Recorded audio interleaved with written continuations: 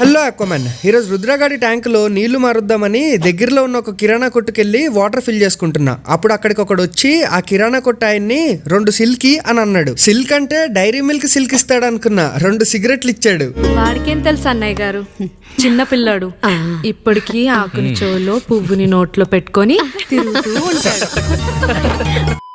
ఈ summer effect కి tank లో నీళ్ళన్నీ ఆవిరైపోతున్నాయి. నేనేమో ప్రతిసారి వాటిని ఫిల్ చేయడం, అవేమో 2-3 డేస్ కి ఆవిరైపోవడం, ఇదే రిపీట్ అయితా ఉండేసరికి మా ఇంట్లో వాళ్ళు, ఒరే నువ్వు ఇంట్లో కూర్చొని ట్యాంకులు కడుక్కుంటా కూర్చోడమేనా లేకపోతే ఏదైనా పని చేసేది ఉందా అని అంటున్నారు.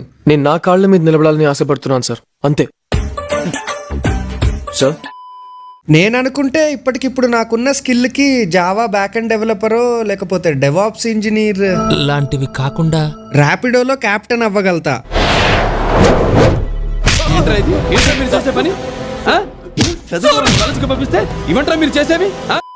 ఇంకా మన రుద్రగాడి ట్యాంక్ ఫిల్ చేసేసి వాడి గుండుతో కొంచెంసేపు ఆడుకుందామని వాడి గుండును పట్టుకొని ఆడుకుంటుంటే వాడు ఏమీ సరిగ్గా కొరకట్లేదు. ముందెంత ఫ్రస్ట్రేట్ అయిపోయేవాడు, ఇప్పుడు అసలు ఆడికి కోపమే రావట్లేదు ఆడి గుండి పట్టుకుంటున్నా సరే.